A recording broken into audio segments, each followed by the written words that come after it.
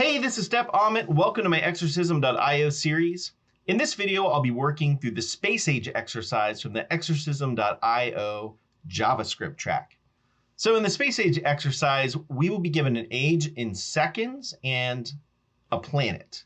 And what we have to do is reply with how many years old in terms of that planet's years they are, based on the number of seconds. And so the information they give us, they give us the orbital period of each of these planets in relative to the Earth, which makes sense since that's where we live. That's our reference for what a year is. What a year means is one time around the sun.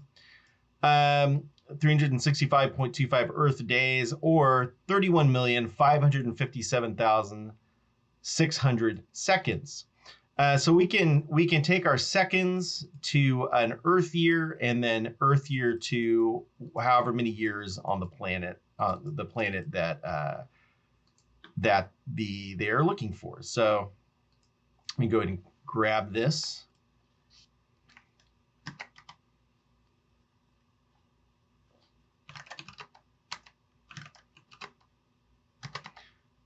Get rid of that default file. Go ahead and copy in. I have a rake file. I mean, if you see my other videos, you know have been primarily a Ruby developer. I've got a rake file that will run my JavaScript tests. I'll go ahead and start a tmux session.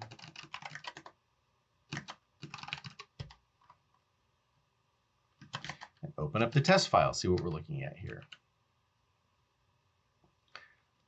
All right, we have that space-age.js file that we just deleted that will export age. All right, and what that age function will do is it's going to take a planet and a number of seconds, and it will return a float representing the number of years. And it looks like these are all to 2 decimal places. Okay, let me actually first let me open up my test running pane and execute the test, which will fail because there is no space age file.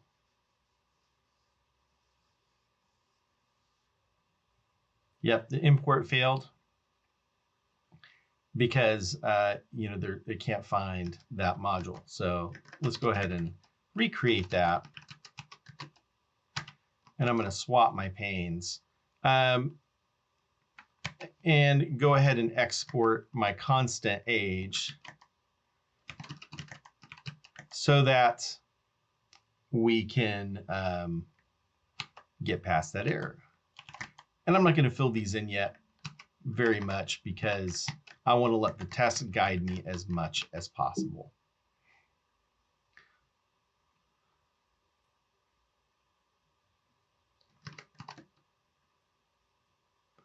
All right, the failure here is that we are returning undefined. So let's go ahead and hard code our first result here, 31.69. And of course, I need to return that.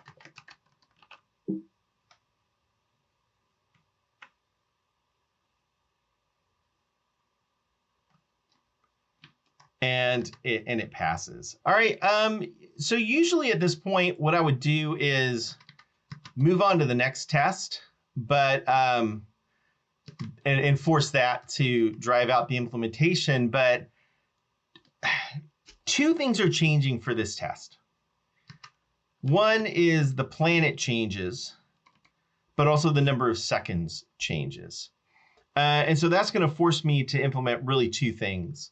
One is taking our number of seconds and converting it to an Earth year. And the other one is converting between a value on Earth and a value on another planet. So I'm going to go ahead and, instead of following my normal pattern, and I don't have I don't have another test value handy here that I can use. I guess I could calculate one manually. Let's see. So if I know here that that is the number of seconds in a year, then, okay, I can do this. I can add a second test here. Test 1 year on Earth.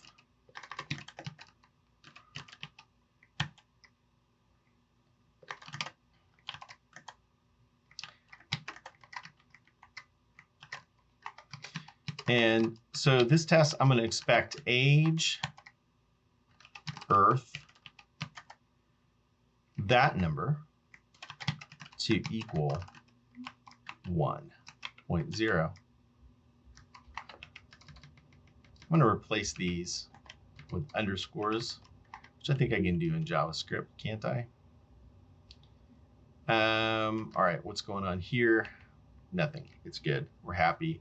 All right, so this test should now fail because we're returning a hard-coded value of 31.69. Yeah, but we expect it to be 1. All right. So now with that new test that I've added, I can implement the next piece of this functionality, which is I need to take, first of all, I need to receive a couple of arguments here. Planet and seconds. And I need to convert seconds to years. So I want to do that, I need to divide the number of seconds by this number that they gave us.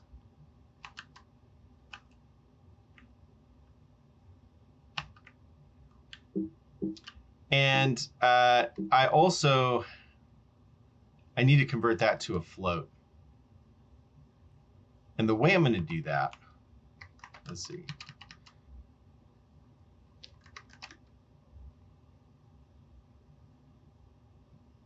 Oh yeah, I need to do a couple of things here. So notice the new test passed. We're returning 1 when we expect 1.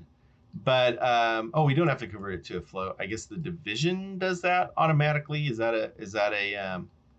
how that works in JavaScript? Division automatically gives you a float. But we've got to limit it here to 2 decimal places, because that's what we're expecting. The easiest way I know to do that in JavaScript is to take this and convert it to fixed to a certain number of places. But the problem with that is now we're going to be returning strings, and those will not be equal to our numeric values. So this will fail. Yep. And so what I want to do now is take that value and parse a float from it.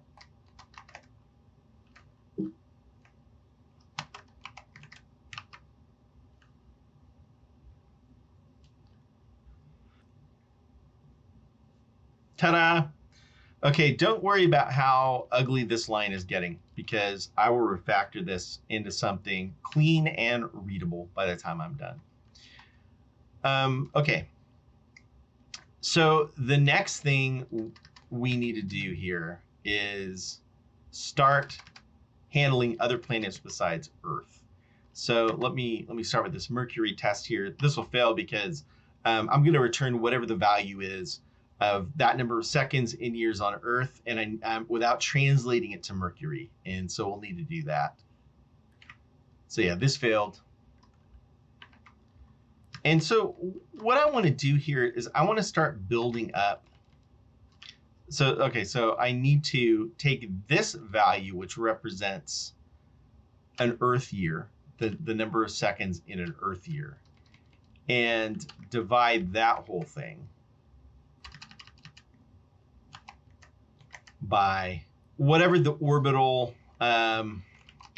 ratio is for my planet.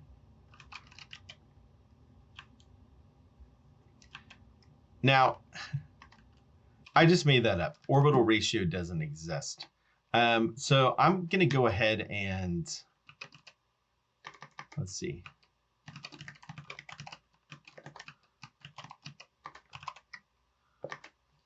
Orbital ratio that takes a planet and will return. Actually, I'm not going to do it that way. Tell you what I'm going to do. I'm going to pretend that I have a constant that is an object.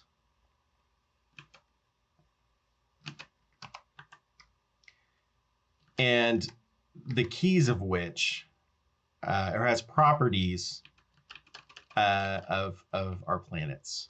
So let me go ahead and define that.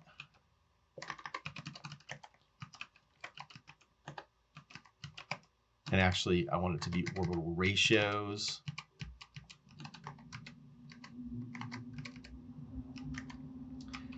So this, let's see, it's just going to be a bag of properties here.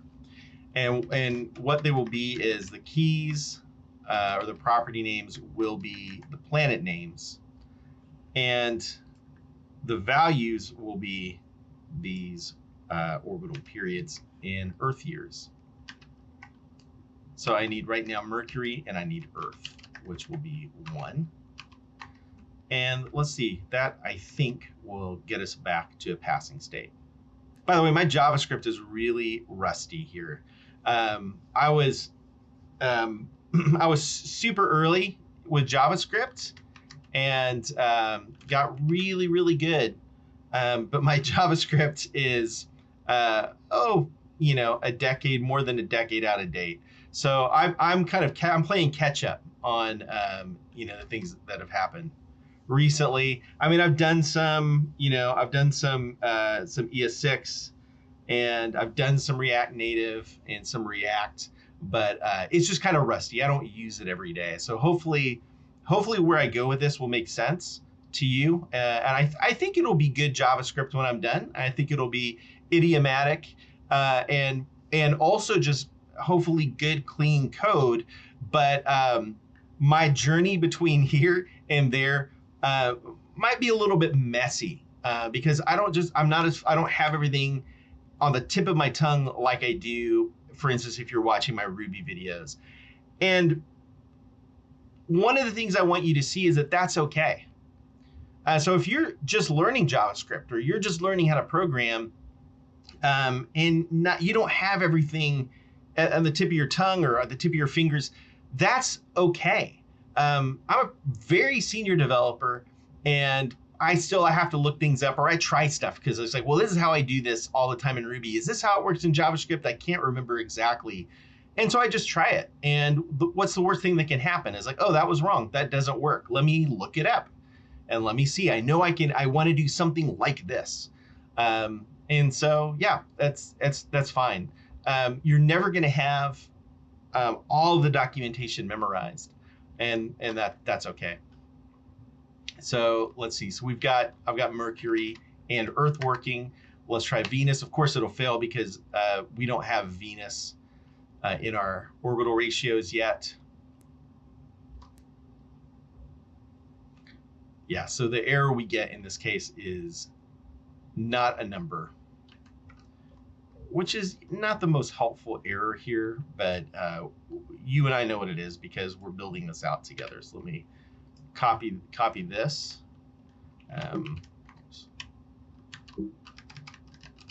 Venus.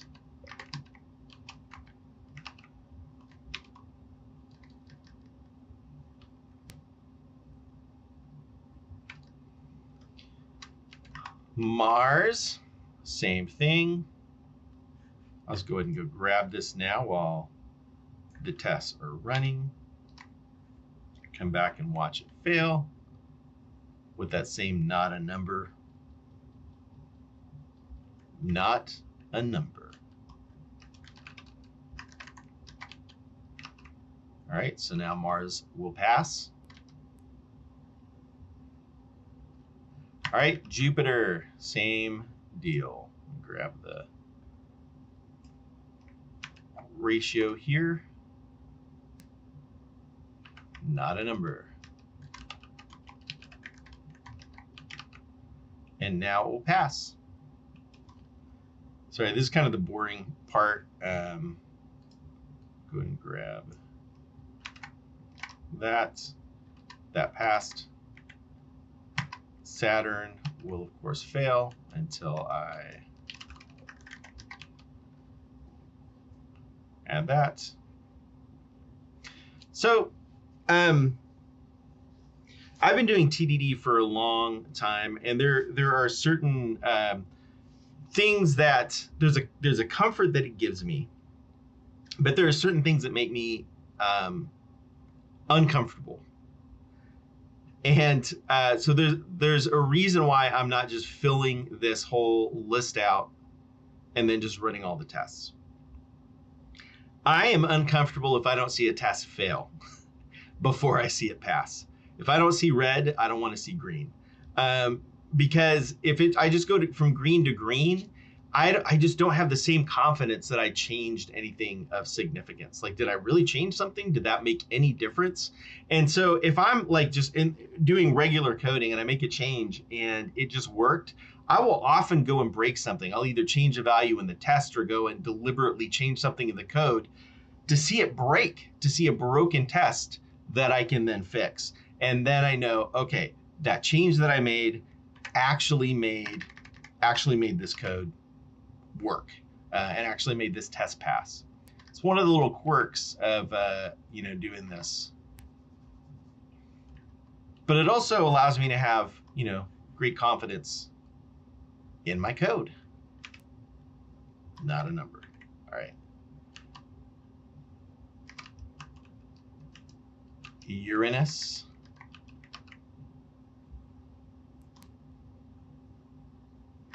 And then finally Neptune. Poor Pluto. Pluto, you're still a planet to me.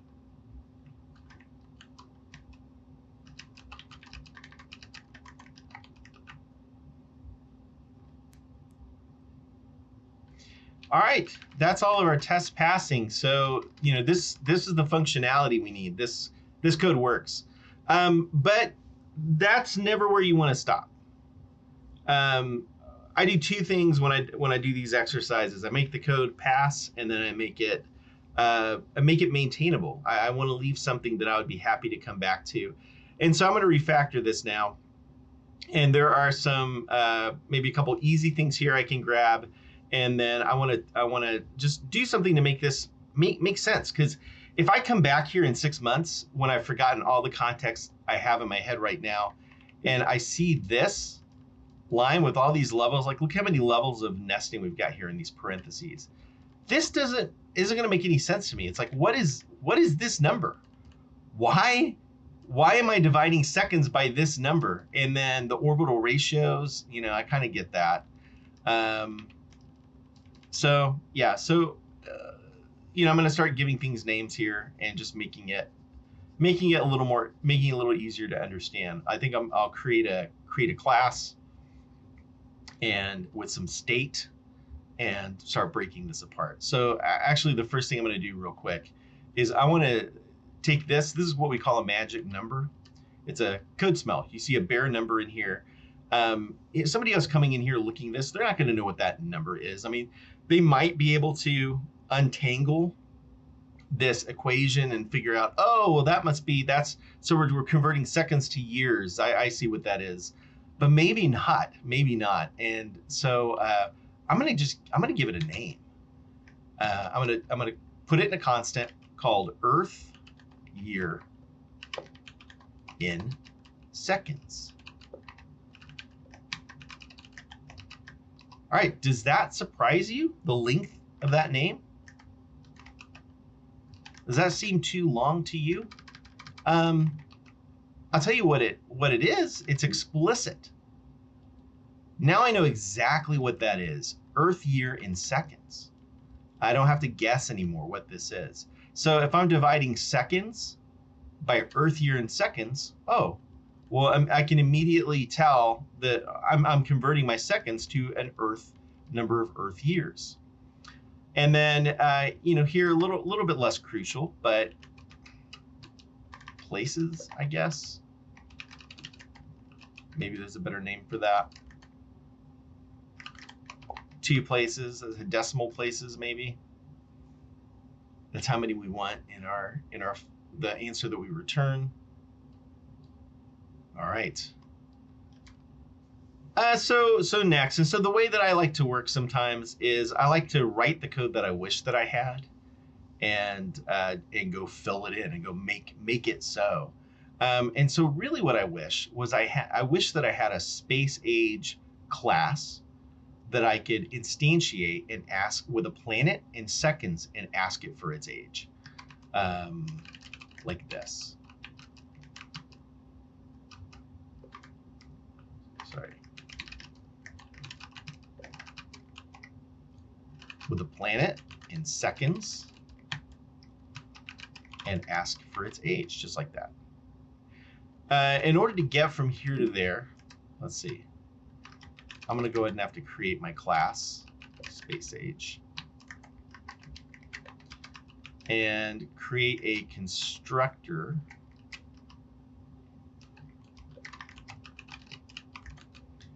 that takes planet in seconds.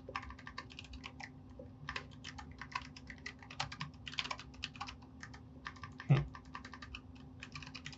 I'm going to set an instance variable planet and an instance variable for seconds.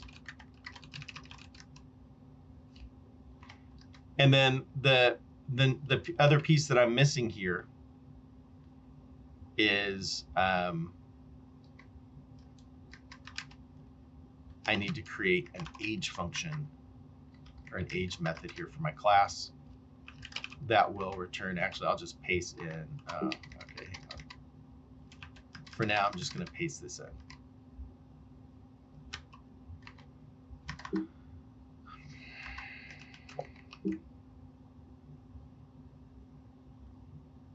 And this isn't going to work exactly. I need to, now those are instance variables, I need to use this to access those. Isn't that right? Yeah. Let's try that again. And then I'll start to pick apart this gargantuan line here. It's pretty complex piece of code, that line. And so I want to simplify it. And so again, I'm going to start working from the end, writing the code that I wish that I had. And I see that the outermost thing that I'm doing, let's see. So this bit, the parsing of a float, I have to do that because of this 2 fixed places. And the reason I'm doing that is because I'm rounding my answer to those 2 decimal places. So, and then everything inside of that is my years, right? Is the age, sorry, is my age. I guess raw age, I could call it, because it hasn't been rounded yet. So the code that I wish I had here says something like this: round raw age, this dot raw age.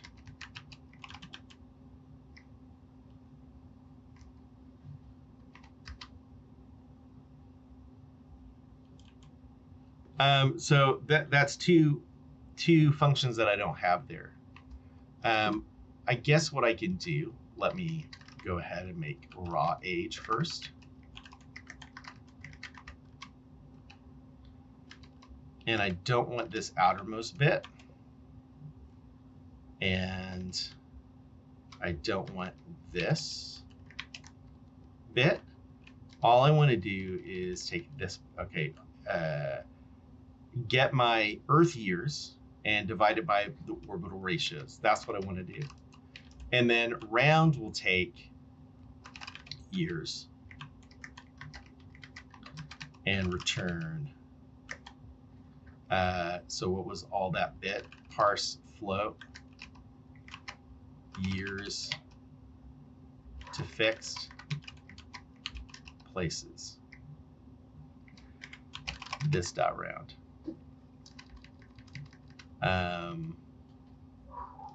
All right. Let me see if I broke anything there. Okay. So far, so good. All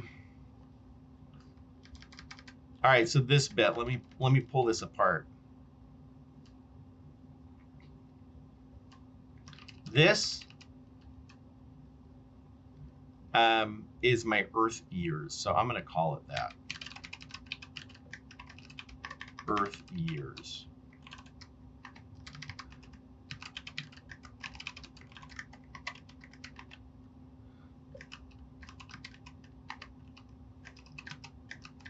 I need to return this,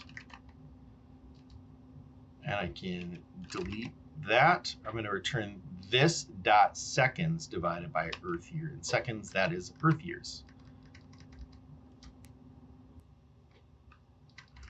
And I could stop here, but because this is a pretty common pattern, right? I'm looking up a value in a or a value of a property in an object, or I would call it, the Ruby would call this value in a hash. But what I don't like about this, so I've been pulling apart all those pieces, right? So separating those bits of knowledge and giving them names and isolating each little piece of knowledge, right? Like this is what the raw age is just this bit. The Earth years is just this bit, and kind of hiding other pieces of knowledge from places that don't really have any business knowing them. And so what is raw age? Well, it's the Earth years divided by the orbital ratio. That's what it is, right? I get the raw age by dividing the Earth years by the orbital ratio that's in play right now for the planet that I've been given. But notice what I'm actually doing here. I'm dividing Earth years by, look up the orbital ratio for this dot planet. So there's two things here, two pieces of knowledge embedded in this one function here. There is the knowledge of what this equation is, divide Earth years by the orbital ratio, but also the knowledge of how I determine what my orbital ratio is that I'm dividing by. So I want to give that a name right there.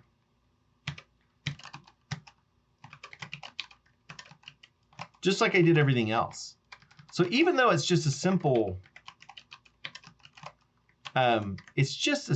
lookup, I'm going to give it a name, and I'm going to isolate it like this. Now, not everybody does things as granularly as this. This is partly a stylistic thing, but it also, to me, it hides those pieces. So now, if I need to change something about like how I'm getting the orbital ratios, the only piece of code that needs to know that is a function called orbital ratio. And so that's where I'm going to go look, right? Mentally, my mental model, that fits. I'm going to know where to look. It's going to be clear.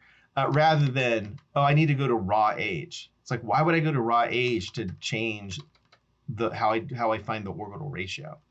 All right. So let's see. Let me just read through this. So from the very outside, I call age with a planet in seconds. And so the way I determine this is I create a new space age object, giving it planet in seconds, and I return its age. So in the constructor, I just set instance variables for planet in seconds, and I call age. So inside of age, I get age by rounding the raw age. What's the raw age? Well, it's the Earth years divided by the orbital ratio. All right, what are the Earth years? Well, the Earth years are the seconds divided by Earth year in seconds. What's the orbital ratio? Well, we look up the orbital ratios for this dot planet. And then finally, rounding. What does it mean to round a value inside of a space age object? Well, I round it to the places stored in places, and then I parse that back to a float. And then that is set to 2. All right, these bits of knowledge are named and isolated. yeah, this is it. I'm going to go ahead and submit this.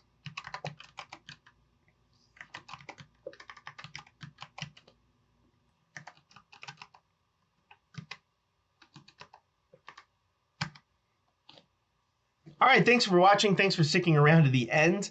Hope you found this useful, and if you did, please click the like button on this video. And don't forget to subscribe and hit the bell if you want to be notified when I post new content. If you're a Rubyist or interested in Ruby at all, I have a pretty long series on the exorcism.io Ruby track. At the time of recording this video, I think I've got 58 exercises that I've done. Maybe some of that's broken up between solving the exercise and then refactoring. I did a bit of that early on. But check it out. Check out my other content. If you are interested in refactoring and in learning a workflow and a methodology, a deep dive on how to approach refactoring so that you can write code today so that you won't hate in 6 months, become a hero to your team, leave code better than you found it, add massive value to your company, you need to check out my tactical refactoring course linked in the description below. All right, have a great day, and I'll see you in the next video.